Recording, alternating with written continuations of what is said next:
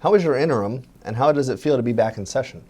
Well, as most legislators will tell you, the interim was way too short. With all those special sessions, even though we did come up with a good budget compromise, it just made the interim too short. And I kind of have a unique job with my Boeing instructor pilot duties. So I traveled quite a bit this fall, and it's a balance because I had my time at home where I was meeting with constituents, talking about issues, just being in the community and stuff. But then when I'm travel, I put that time to good use. So I catch up on the emails and the more administrative sides of the job. So it's that balance. So I try to do my Boeing job well and the legislator job and just be a real person with a real job. You've sponsored a bill that would allow more of the 27,000 students on the state need grant waiting list to receive the grant. Tell me a little bit about what your bill would do. Well, the idea behind it is that I know I have middle-class constituents that have 3 or 4 kids, and they'd all like to get a degree from University of Washington, for example. But the family, of course, can't afford it. So what do? They make a choice. They send them to maybe Green River Community College, save a pile of money, and then they can afford to get their kids their degrees at the University of Washington. Yet, as a state, we say that if you want a state need grant and you're one that's going to get it, you can choose to go anywhere. You can go straight to the University of Washington. So it doesn't seem quite equitable for the folks that are paying for that to have to make this choice, but the kids getting the state need grant can go anywhere they like.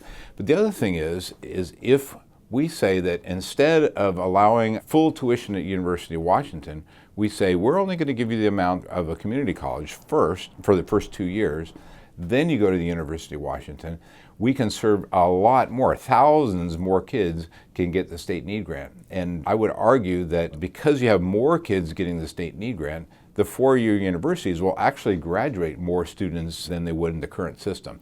So in a nutshell, this bill will create a situation where you have more kids graduating from college with less debt. It seems pretty straightforward to me.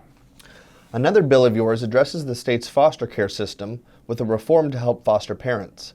Talk about that, if you will.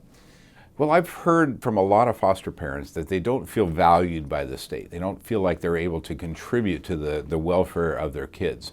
So they might spend months or years of their lives investing in these foster kids, but then at the end, it's just the child disappears and they don't feel like they were actually able to do anything for them. So my idea is to make foster parents teammates in this plan. The state's paying judges and DSHS workers and the foster parents, all of these people, to create the best outcome. We need to use what they know to get the best outcome for the kids. So what the bill does is says that when it comes time for legal proceedings for the foster child, that the foster parent has to be notified and they have to have the opportunity to be heard. That's actually how the system is supposed to work today, but it's not happening. So the bill will make that happen, and then also we'll have a reporting device so that we see how well the state is doing at this, so we can see if we actually are getting this accomplished or not, and in the long term we'll be able to make more improvements to get the best outcomes for those foster kids.